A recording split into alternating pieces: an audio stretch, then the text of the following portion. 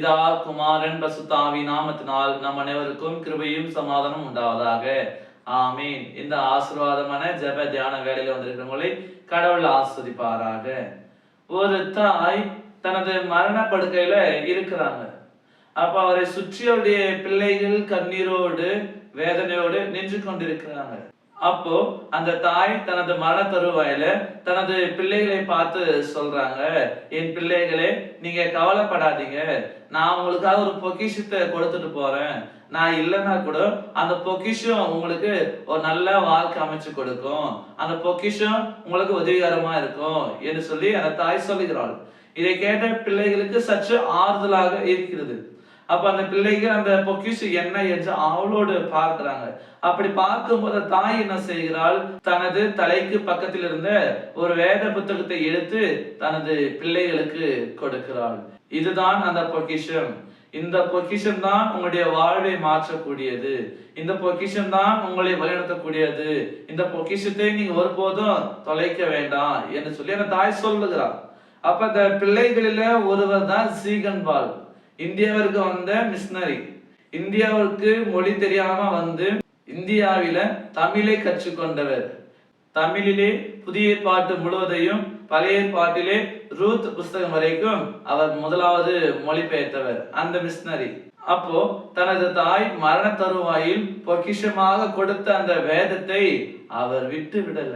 தனக்கு கொடுத்த அந்த பொக்கிஷத்தை அவர் பத்திரமாக வைத்துக் கொண்டார். அந்த பொக்கிஷத்தால் தான் மாத்திரமல்ல, இன்றைக்கு இந்தியாவில் அநேகர் வாழ்வடையும்படிக்கு அதை இந்திய தேசத்துக்கு கொண்டு வந்தவர், அறிமுகப்படுத்தவர், ஊழியத்துக்காக தன்னை முழுமையாக அர்ப்பணித்தவர். எனக்கு அன்பானவர்களே, இன்றைக்கு நமக்கு வாழ்வு கொடுக்கக்கூடியது பரிசுத்த வேதாகமம் மட்டும்தான். நம்மை நடத்தக்கூடியது பரிசுத்த வேதாகமா மட்டும்தான். அந்த வேதம் ஒருபோதும் மாறாது. மனிதனுடைய வார்த்தைகள் மாறலாம், மனிதனுடைய ஆலோசனைகள் மாறலாம், ஆனா கடவுளுடைய வார்த்தை ஒருபோதும் மாறாது. இந்த வானமும் பூமியும் ஒளிந்தாலும் கடவுளுடைய வார்த்தை ஒருபோதும் ஒழியாது. எனவே நாம் என்ன செய்ய வேண்டும், அந்த வார்த்தையில நிலைத்திருக்க வேண்டும். எனக்கு அன்பானவர்களே, இன்றைக்கு வேதம் இப்படியாக சொல்கிறது. 119வது சங்கீதம் 72வது வசனம் இப்படியாக சொல்கிறது, ஆயிரக்கணக்கான பொன் வெள்ளியை பார்க்கிலும் நீர் விளம்பின பிரமாணம் எனக்கு அருமையானது. எனக்கு அன்பானவர்களே, இந்த இடத்துல நாம் பார்க்கிறோம், ஆயிரக்கணக்கான பொன் வெள்ளியை பார்க்கிறோம். கடவுளுடைய வார்த்தை நமக்கு அருமையானது. கடவுளுடைய வார்த்தை நமக்கு வாழ்வு கொடுக்கக்கூடியது. கடவுளுடைய வார்த்தை நமக்கு எல்லாருக்கும் பொக்கிஷமானது. ஏனென்றால் வார்த்தையான ஆண்டவர் நமக்காக உலகத்துல பிறந்தாரு. வார்த்தையான ஆண்டவர் நம்முடைய பாவங்களை சுமந்தாரு. வார்த்தையான ஆண்டவர் நம்முடைய பாவங்களுக்காக மரணத்தை ஏற்றுக்கொண்டாரு. வார்த்தையான ஆண்டவர் நம்முடைய பாவங்களை மன்னித்து நம் பாவ மன்னிப்பை கொடுக்கிறவர். அந்த வார்த்தையான ஆண்டவர் மரணத்தை வென்று 3ஆம் நாளிலே உயிரோடு எழுந்தவர். அவருடைய பிள்ளைகளாகிய நாம அந்த வார்த்தைக்குள்ளாக நிலைத்திருப்போம். அந்த வார்த்தை வெளியேற பெற்றது.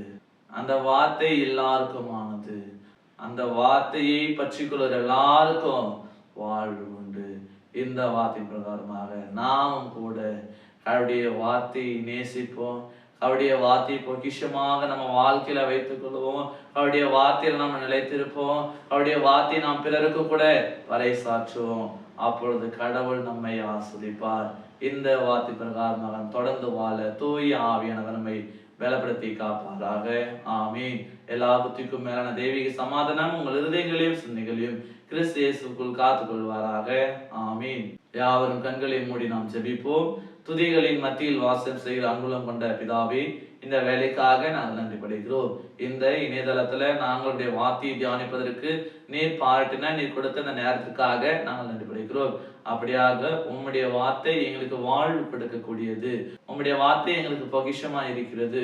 உமது வார்த்தை எங்களை நடத்துகிறது. உம்முடைய வார்த்தை என்னுடைய வாழ்வை மாற்றுகிறது என்ற மேலான விசுவாசத்தோடு தொடர்ந்து நாங்கள் இனி வரக்கூடிய காலத்துல உம்முடைய வார்த்தைக்குள்ளாக நிலைத்து வாழ்வதற்கு இறைவன் தாமே உதவி செய்ய வேண்டுமாய் கூட நாங்கள் செபிக்கிறோம்.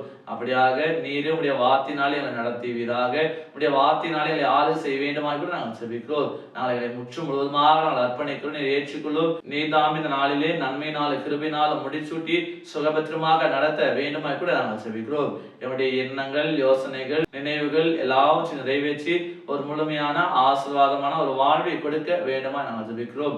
யாரெல்லாம் பலவீனத்தோடு சுகவீனத்தோடு எல்லாருடைய பலவீனங்களை சுகநிலை மாற்றி போட்டு எல்லாரும் நல்ல ஆரோக்கியத்தை சுகமான ஒரு வாழ்வை கொடுக்க வேண்டுமாய் கூட நாங்கள் ஜெபிக்கிறோம். இதோ இந்த நாளில கூட தன்னுடைய பிறந்த நாளை, திருமண நாளை கொண்டாடுகிற ஒவ்வொருவருக்காக நாங்கள் ஜெபிக்கிறோம். பிறந்த நாளை கொண்டாடுகிற எல்லாருக்கும் நீதாமே நன்மையினால் கிருபையினால் முடிச்சுட்ட வேண்டுமாய் நாங்கள் ஜெபிக்கிறோம். திருமண நாளை கொண்டாடுற எல்லாருக்கும் நீதாமே குடும்பத்தின் வாழ்வின் எல்லா ஆசீர்வாதம் நிறைவாய் கொடுத்து காத்துள்ள வேண்டுமாய் நாங்கள் ஜெபிக்கிறோம். நீரே எங்களை பொறுப்பெடுத்துக் கொள்ளும். நீரே நடத்திருளும். மீட்பர் இயேசுவின் திருப்பாதம் பணிந்து ஜெபிக்கிறோம் அன்பின் பிதாவே. ஆமீன். அனைவருக்கும் சோஸ்திரம். கடவுள் உன்னை ஆஸ்வதிப்பாராக. ஆமீன்.